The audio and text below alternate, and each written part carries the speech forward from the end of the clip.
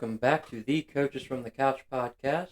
We're going to be talking about some NFL today and playing some NFL games. But starting off, we're going to talk about Dalvin Cook, who just got cut by the Minnesota Vikings. Do you think there's any really good fits for him, Carson?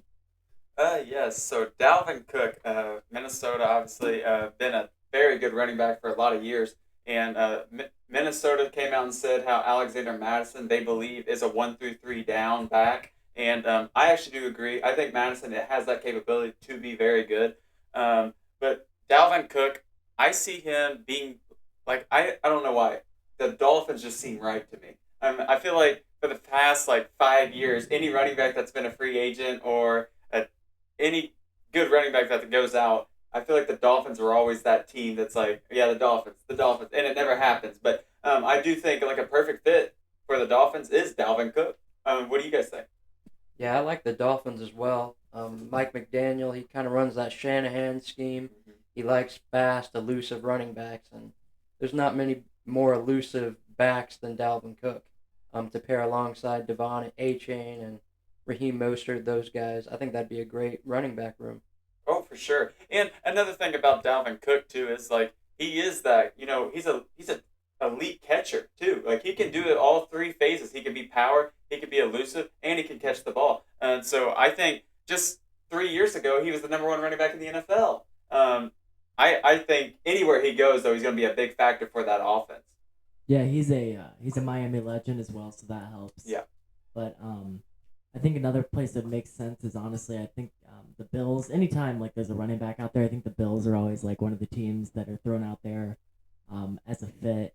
So it'd be interesting to see him team up with his brother James and the Cook brothers. Would be an interesting combo.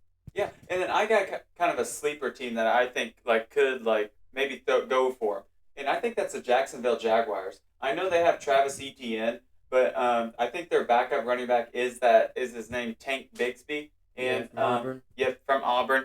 And but I feel like the NFL is moving to like that three-headed. You know what I mean? You got to have three running backs these days with how fast offenses are. They need breaks, and I believe like how young Travis Etienne and Tank Bigsby are. I feel like Dalvin Cook. You sign him to a 1 year deal. I think it'd be a good push for the Jacksonville Jaguars, especially where they are right now. Probably the favorites to win the AFC South. So I think like for the Jacksonville Jaguars, I think that'd be a perfect fit because ETN can play that slot receiver too. So you can kind of line up double. You know what I mean by that?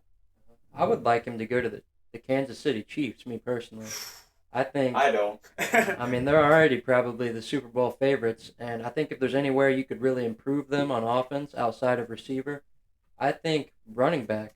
I like Pacheco, but at the same time, I think it sometimes shows that he's a seventh round pick. He doesn't have the best vision in the world. He's not really a receiver, and I think you fill a lot of needs bringing in a guy like Dalvin Cook, and that offense would just be absolutely elite with that addition. Yeah, so I guess I'll make an argument maybe against picking up Dalvin Cook. Um, I'm just gonna redo the previous five. I'll redo the previous six Super Bowl winners. All right, Kansas City Chiefs, Pacheco. Rams, Sony Michel.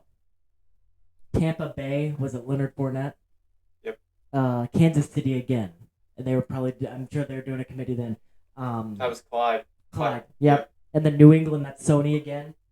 And then Philly, that was what Miles Sanders when they won. Nah, was that before Miles Sanders? That was LeGarrette Blunt. LeGarrette Blunt. So I say all this just to say, many times in the league, a Super Bowl running back, a superstar running back isn't what it takes to win a championship. So that may be maybe an argument against, I think maybe the recipe for success isn't paying a running back. Maybe that's not the recipe for Yeah, success. and I agree because like we all three play fantasy football, and like in fantasy football, top running back goes out. You know what I mean? You're hoping you get that backup running back in waivers, and you know what I mean. Like that backup in the waivers, he's still going to get you that 10 to 15 points just being a starting running back that week. And so that running back, like you were just saying, it's easy to fill because like there's so many great athletes in this like world that like whenever you especially get only 32 teams, so there's only one starting running back, and I think it's just so easy to replace. It's crazy to say. Obviously, you have your top dogs that are hard to replace, but like for the most part, those backup running backs are still very, very good football players. For sure. So basically, what you're saying is, if you want to win a Super Bowl, you got to get Sony Michelle, right? I mean, that's definitely what it seems like. But really, I think the common theme is running back on a unvaluable on a valuable contract, right? A not much amount of money contract, or a rookie contract. That seems like the recipe for success for at least the running back position in Super Bowls. Yeah, and like I was a big LeGarrette Blunt fan. When the Eagles got him, I thought that was an amazing sign because they got him. I believe it was a little over vet men probably, Right. and dude led the league in touchdowns, I believe, and he was a starting running back, but he would literally come in the red zone. That is it, and the rest of the show was like Boston Scott. So like they did it perfectly. I think same thing with like Sony Michelle. Sony Michelle was obviously with the Patriots, and he had that rookie contract for his first 4 Super Bowls. I'm just kidding. I don't know even know what it was. And then he went to the Rams, and he developed that power back role where he's not making that much money. He's just a little over probably a vet man. And I think the way to go is not to pay. Like, yes, there's people in the NFL where it's like the 49ers say, it's hard to take out, not go for Christian McCaffrey when you can. Right. But at the same time, though, when you pay Christian McCaffrey over $10 million, you know what I mean? That's going to take away from other positions. Mm-hmm. And that's the problem the 49ers have where, like, they took Javon Kinlaw from the Colts, and we took arguably the second best defensive tackle in the NFL because they couldn't pay him because they had Eric Armstead. They had all these other young prospects that they had to pay, Fred Warner, and they couldn't pay all these people because of all their talent. And is it really worth paying a running back at that point? Yeah, I mean, I think that you just can't. You can have your philosophy for building a roster. Everybody has their own philosophy for what makes a team the best. But at the end of the day, it's always hard to argue with results. And results are results, right? Facts are facts. And just the fact of the matter is that there's a common theme at the running back position for winning a Super Bowl. All those teams that I also mentioned, they also have a transitional talent quarterback. Right, they have superstar quarterbacks. So bingo. Well, yeah, Big Dick Nick. But other than him, I mean, even that year, Carson Wentz was playing out of his mind, right? He was so MVP if he would have stayed healthy. bingo. And then Nick Foles. I mean, Nick Foles was playing really well too, making all the throws on that run. So, even in the 49ers' sake, it doesn't matter how good you are at the run game, how good your defense is. At the end of the day, there's at some point a quarterback is gonna have to make a throw to win you a playoff game. At some point, they're going to have to make that throw. At some point. Exactly. And so I'm going to branch off into another top person to talk about, DeAndre Hopkins. Yeah. DeAndre Hopkins, I mean, he's obviously looking at multiple teams. Most recent one is Tennessee Titans, I believe. And I remember I was talking to you about it the other day. Why? Tennessee Titans, why? Why? Like, it doesn't make sense. You just said that, they didn't say this, but they're in rebuild. I mean, you drafted Will Levis. Ryan Tannehill is about out. Then you got Derrick Henry where you thought about trading him.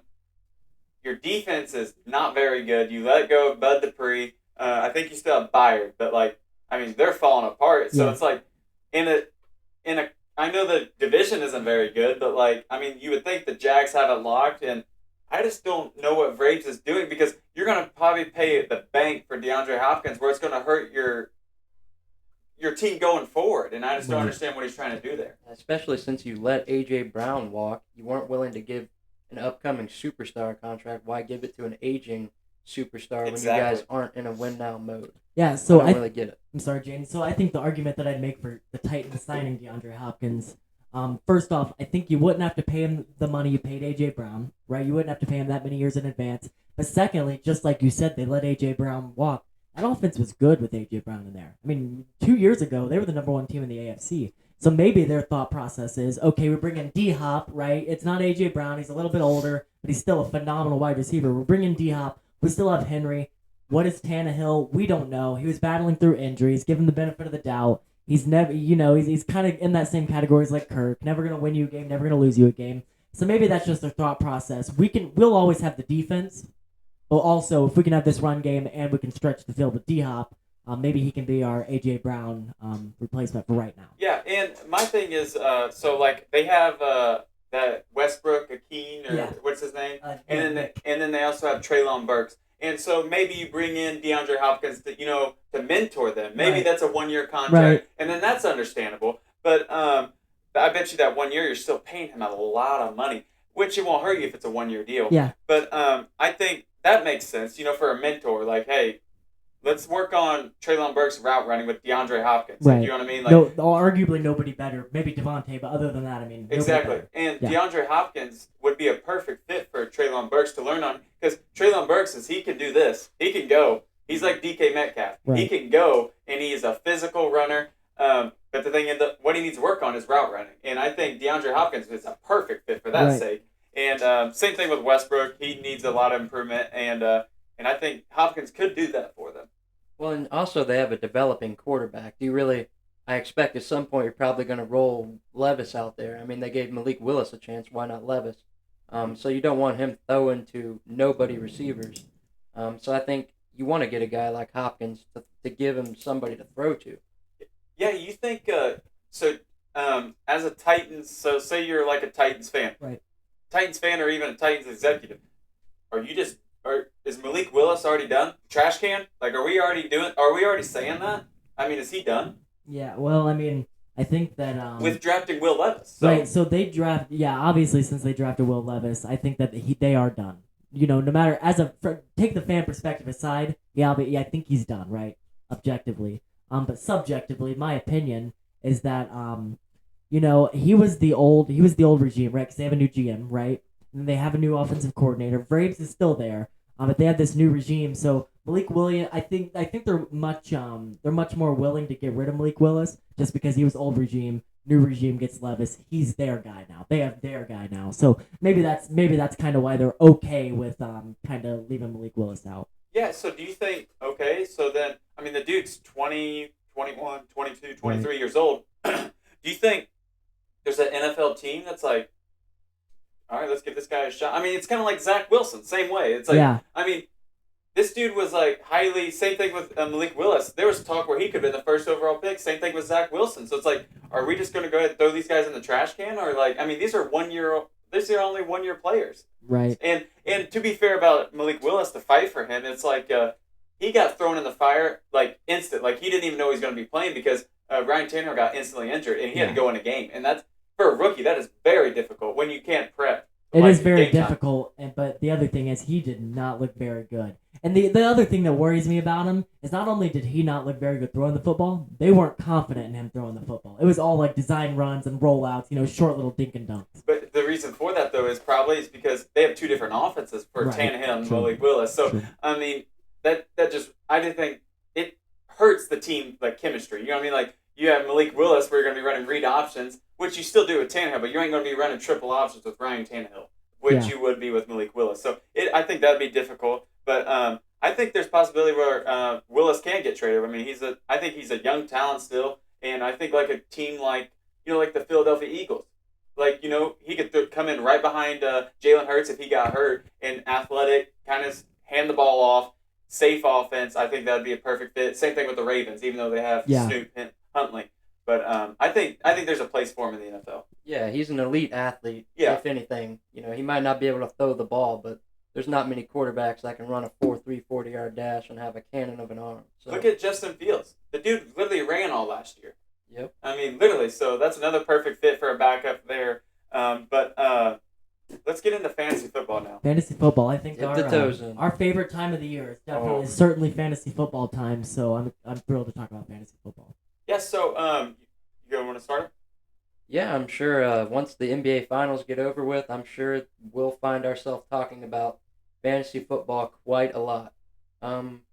Yeah, I think I've started doing some drafts on Underdog, best platform out there, and I just want to kind of know, do you guys have anybody that you're liking this year or targeting? Well, I think that maybe this isn't like the most shocking thing in the world, but I think every year the same thing happens. Every year, Travis Kelce goes for a lot, but not as much as he probably should have. Come like week 10, we look back and we're like, oh, this person has Travis Kelce. We're in trouble, right? He's just such a difference maker. So Travis Kelce is he's someone that I think is going to go for a lot this year, and despite being his age, he's still easily one of the top targets, no question, in the NFL. Yeah, and I say that every year too. It's like Travis Kelce. It's eventually going to come. Like Father Right. Time is going to come eventually. Right. But man, he just keeps proving people wrong. He's Exactly. like Tom Brady. I mean, he just doesn't stop. He's what 33, 34 years old now, and the dude just doesn't stop. He's still killing it at the tight end position. And I'm kind of with you on that. I think Travis Kelce is like.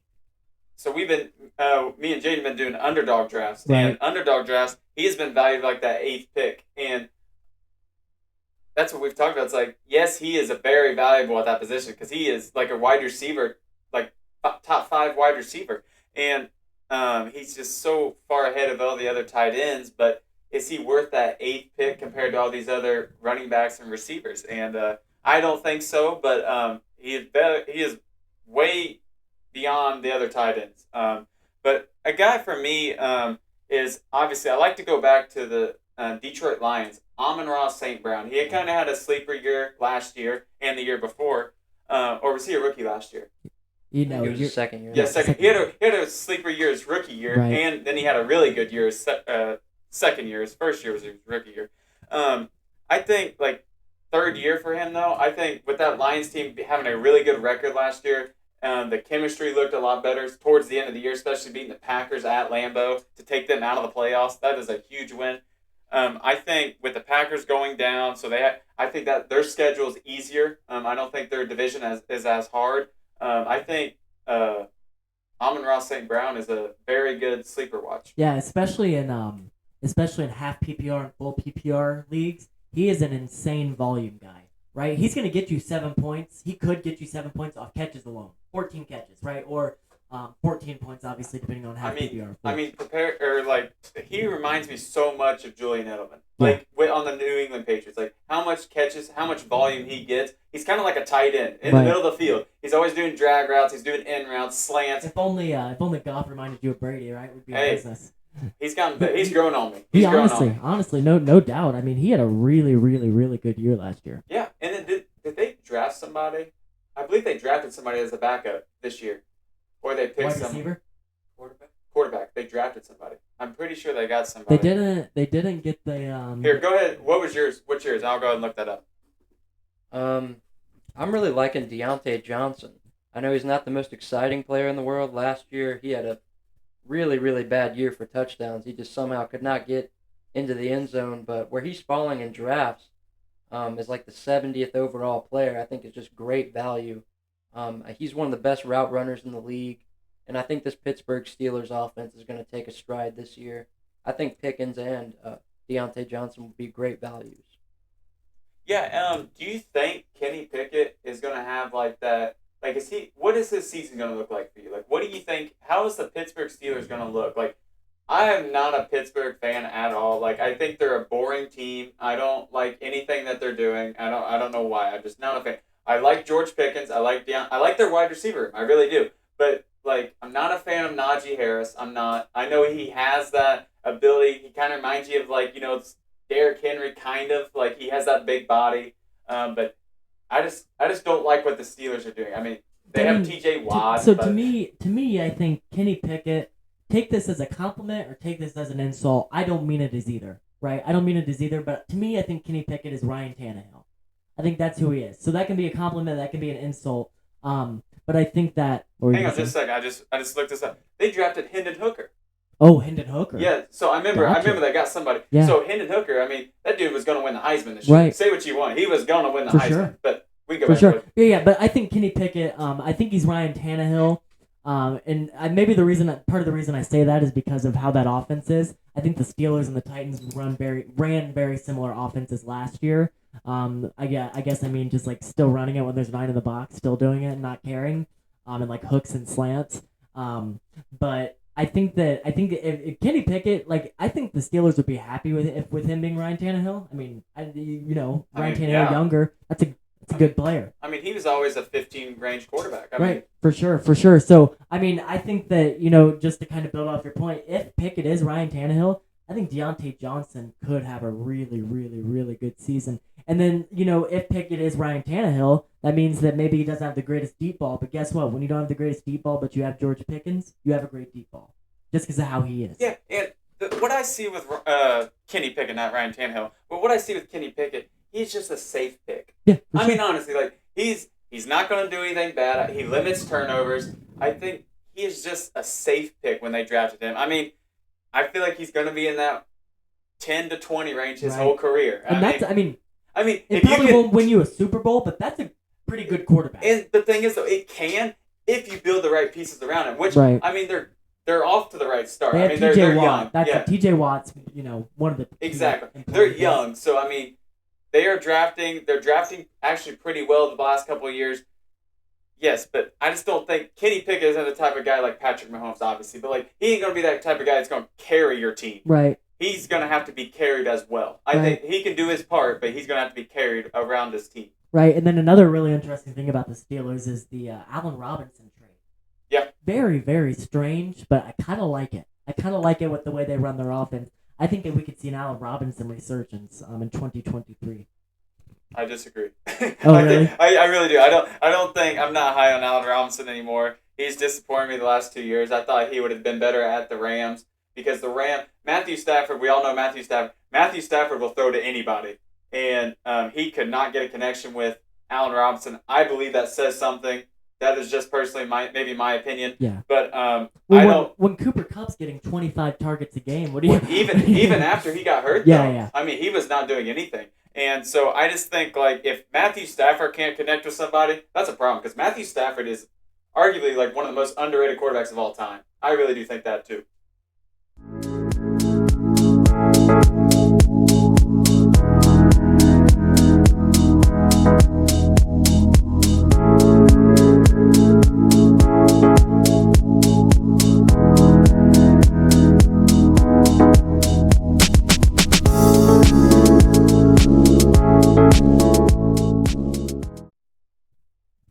Kind of sticking with the NFL trend, we're going to play an NFL-related game today. We're going to be playing some multiple-choice trivia. Yeah, you guys know the rules, I think. You ready to get into it? Let's do it. I'm good. Question number 1. In the 2022 season, 3 players eclipsed the 1,500 receiving yard mark. Which one of these receivers fell just short? Justin Jefferson, A.J. Brown, Tyreek Hill, or Devontae Adams?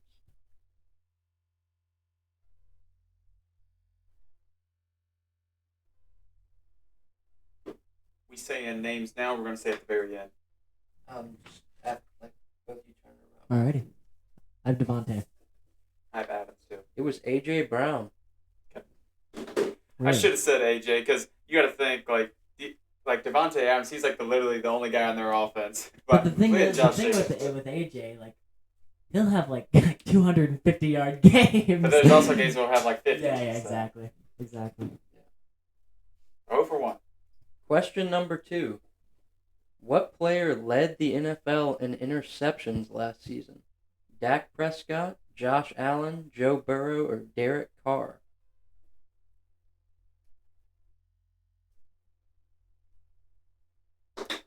Dak. Joe. He had like 5 in one game. With 15 interceptions, it was Dak Prescott. Gosh. Do you remember that though? That's kind of crazy because he didn't even play the whole season. Well, you know, Yeah. it's like do you remember that Joe Burrow had like 5 interceptions against the Steelers. Yeah, he had a really, really bad start to the season, but then he was hot the rest of the year. Yeah. Easy. Question number 3. One QB reached over 1,000 rushing yards last season. Who would that be? Well, I can tell you who it isn't. Lamar Jackson. He was hurt all season. So. Jalen Hurts, Lamar Jackson, who you said it's not, Thank you. Justin Fields, or Daniel Jones? So it would say the names again, please. Jalen Hurts, Lamar Jackson, Justin Fields, or Daniel Jones? Is this a trick question? Is it Daniel Jones? No, I'm saying Justin Fields. Yeah, Justin Fields for sure. It was Justin Fields. I felt like every time I looked up at the TV, he was breaking off 50-yard rushing touchdowns. Yeah, it was insane. I say just last segment, I was just talking about how literally the only thing he did was run. One Right. of the best rushing seasons we've ever seen from a quarterback. Yeah. What about passing? How do you do passing?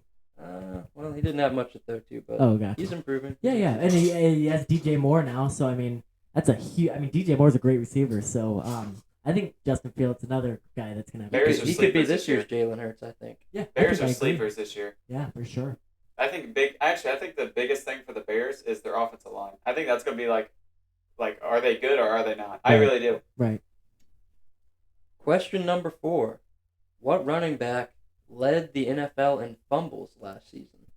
Travis Etienne, Melvin Gordon, Austin Eckler, or Derrick Henry?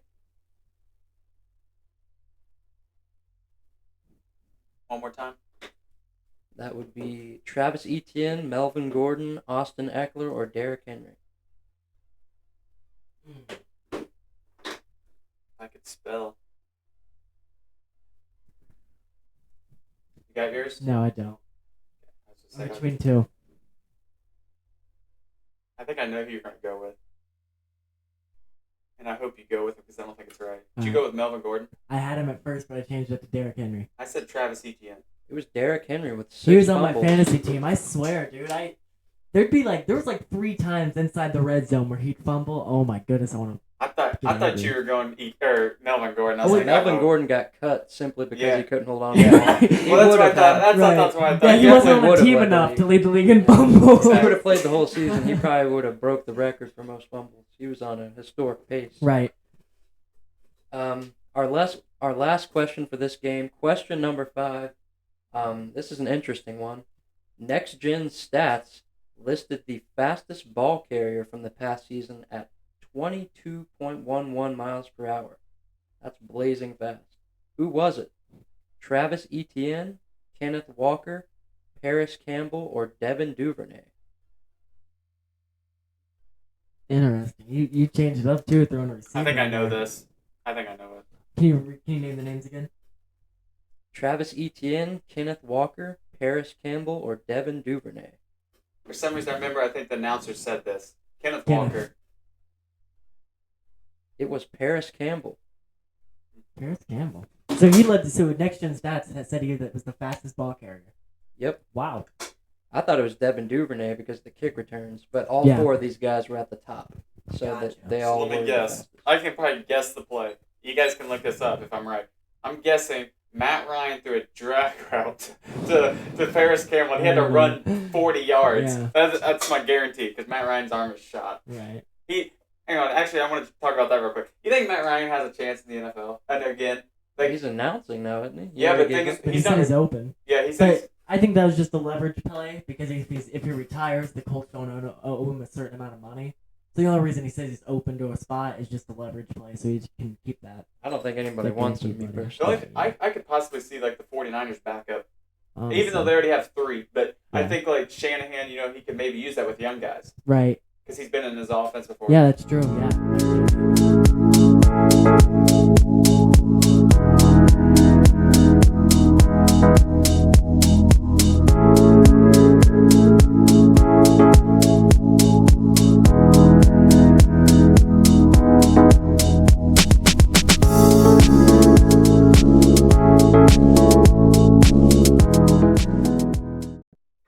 We're going to step away from the NFL now, and we're going to look at kind of what's going on in the NBA, go back to the NBA Finals. But first off, Damian Lillard.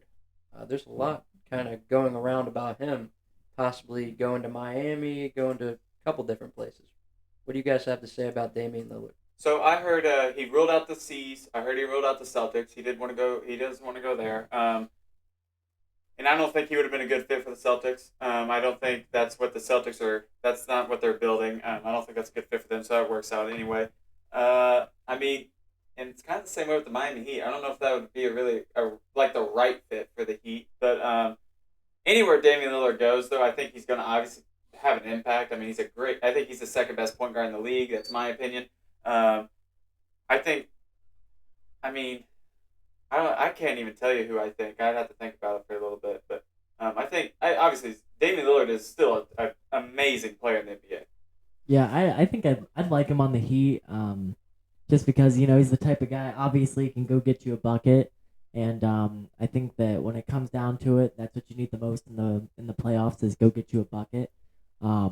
So I think that Damian Lillard would be a nice fit for the Heat, but also like you said, any team he goes to, he's like the type of player he doesn't have to be a good fit to make an impact. He's one of those players. Yeah. So I like Damian Lillard anywhere really. Yeah. I definitely think it's time for Portland to move on from him. bar anything. Um, just I don't think they're good enough to compete for a championship right now, no matter what they do. You have the third overall pick. You already have a pretty good heap of young talent on the roster. Why not break up Damian Lillard now and get the assets and just kind of reset? I think that's the best thing for them to do, and for Damian Lillard. He's not going to win a ring there. And I think he does fit well with the Heat. I'm just kind of looking at what Jimmy Butler's contract is. He's going to be making like 50 million a year or something when he's like 38. So they have to capitalize on this window right now. They're already in the NBA Finals. I think Damian Lillard kind of makes sense. Yeah. So I was just thinking about it. Um, LeBron, son Bronny, his favorite player in the NBA is Damian Lillard. He said that. I think that is a perfect fit. I think the Lakers is a perfect fit. I know they want to get rid of D'Angelo Russell. There's a rumor about D'Angelo Russell going to the Trailblazers. And so, there's a possibility. Like, I believe the Lakers have like a 2026 first round pick down the road. I mean, maybe you can give that up, give up like Mo Bamba, some of those young players off the bench, and I think maybe they can make a move for Damian Lillard, because then they get some young talent and a first round pick, and they can also get rid of his contract where the Lakers can take that on. I think that'd be a win-win for both teams. I think the Lakers need a Damian Lillard though. I think like LeBron is still LeBron. I still think LeBron's playing at a high level. I think Anthony Davis is still playing at a high level, but it drops off after those two. It drops off pretty bad. Like Austin Reeves had a great year this year, but other than that, I mean, like everybody else struggled a little bit, and they were so wishy-washy. I think Damian Lillard to the Lakers, though. Do you think Damian Lillard makes them good enough to win a championship? Yes. Really?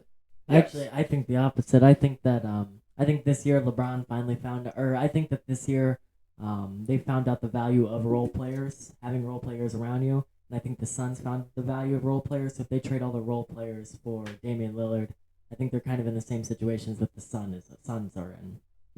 3 great players, but they need role players. Yeah, but the thing is, though, with the Lakers, the biggest thing they lacked this year was point guard play. I mean, Dennis Schroeder was so inconsistent. D'Angelo Russell, they got late. They had Russell Westbrook, did not fit whatsoever with that team. Russell Westbrook, I still think, is a very good player for a certain team. Like the Clippers, perfect fit for the Clippers. Yeah. But I think the biggest thing they lacked, though, was guard play, like point guard play. Like Reeves is a 2.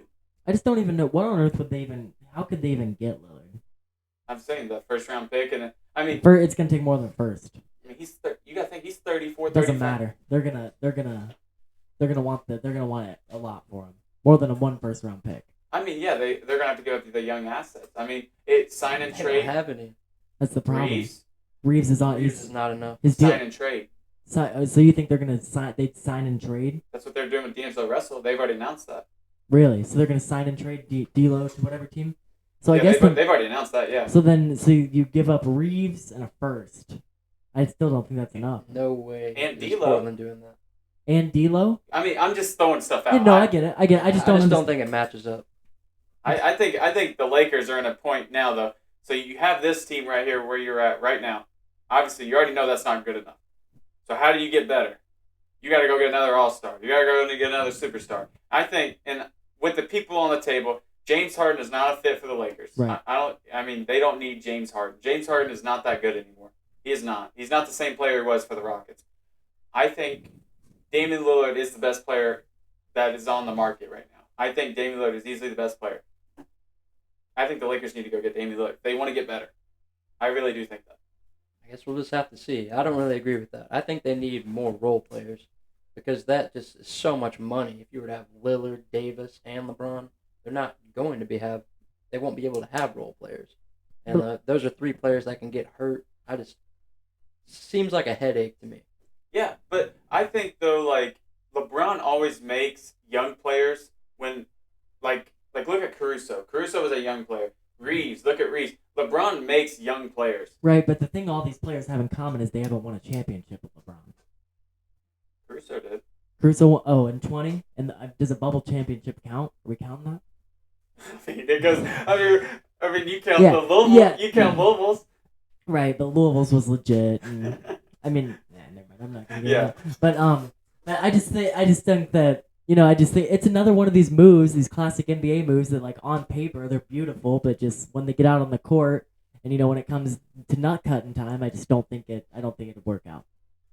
Yeah, and that's just time will tell. I mean, I think enough. Like they have Rui Hachimura too. That's another guy that showed out, and I Right. think him coming off the bench next year, or even starting. Well, I think they'd have to give him up. You think they'd have to give up Rui Undoubtedly. and Reeves and Russell? I don't think that the Trailblazers want Russell. I don't think they'd want D'Lo. I think they'd have to give up Reeves, Rui, Mo, a first, and probably some other picks. I agree. But So then that gives them.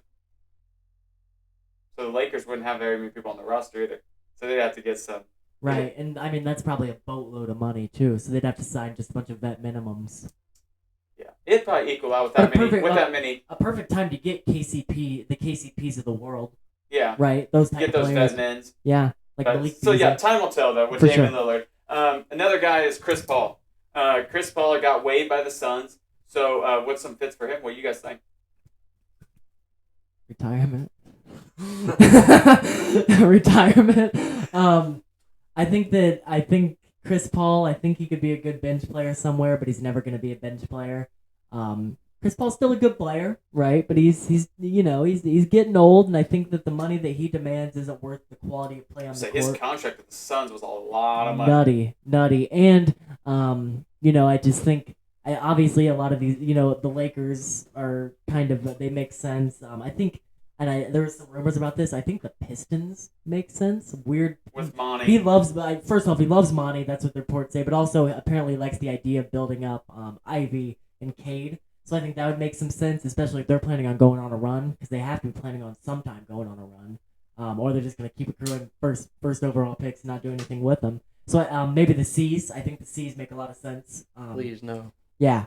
So I think just these teams that need a floor general point guard, but I just don't know if Chris Paul's that guy.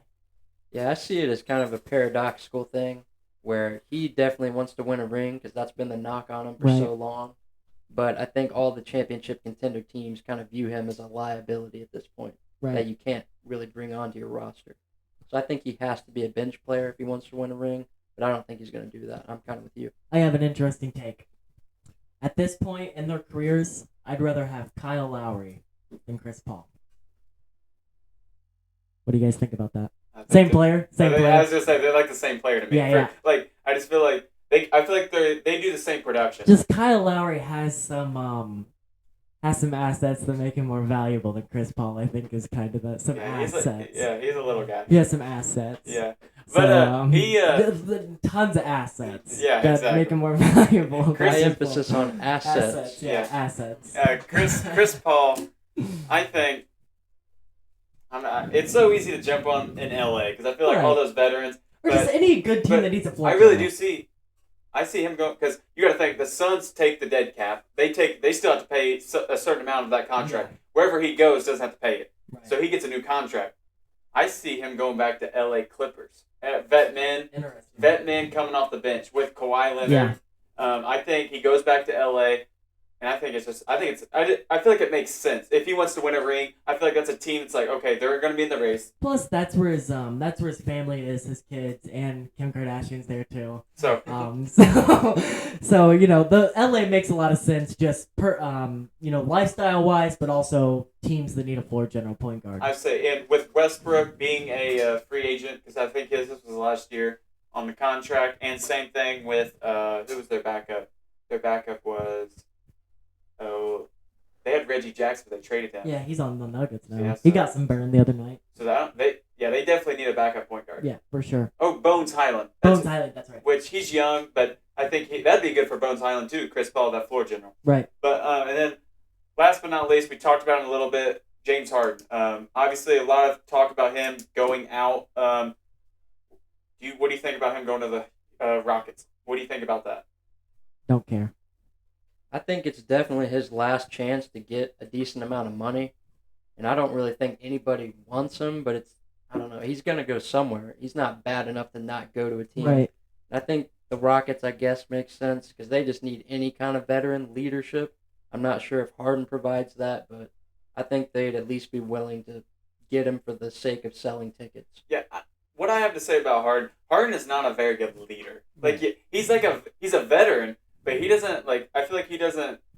He doesn't have that leadership role, and I think like that's what hurts him. He was raised up, as that like sixth man of the year for the OKC Thunder, and he never like had to have that like I am the like he did at Houston, but he still wasn't even a leader at Houston. I think that's what hurt the Houston Rockets. I mean, they brought on Chris Paul. That was their best opportunity when they got Chris Paul because they brought Chris Paul in and he was the leader of that team. And James Harden still wasn't the leader and he was the MVP. I feel like to be the best player, you got to be able to be a leader as well.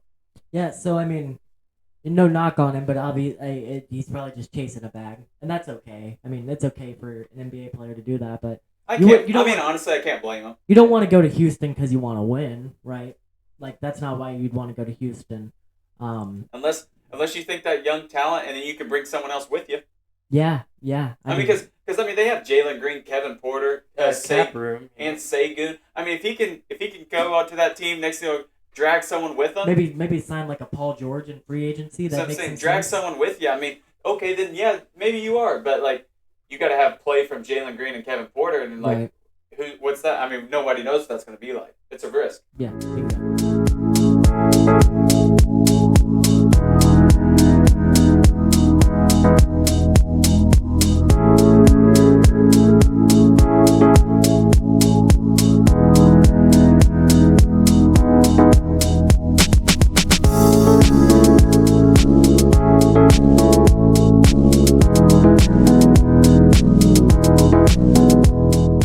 Alrighty, tonight, Friday, June 9th, Game 4 of the NBA Finals. Nuggets Heat. Quick predictions. Carson, you go first. Predictions. So I'm going to stay with mine. I had Game 3 Heat, but I'm still going to stick with my first prediction. I'm going to go Miami Heat Game 4, and I'm going to say by 5. It'll be a close game. Jaden.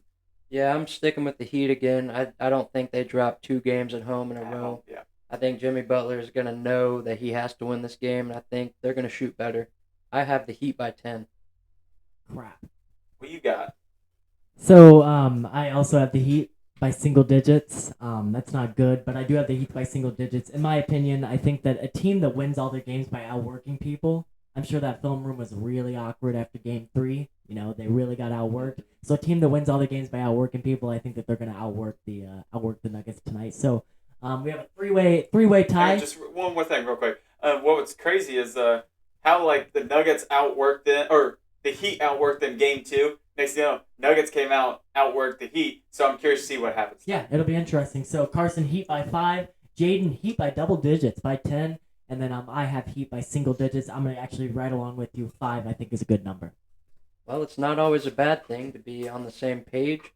We all have the Heat tonight. Let's hope that goes that way, or maybe not. Maybe you hope it doesn't go that way. But that brings us to an end. Any final words or final thoughts to leave our fans with?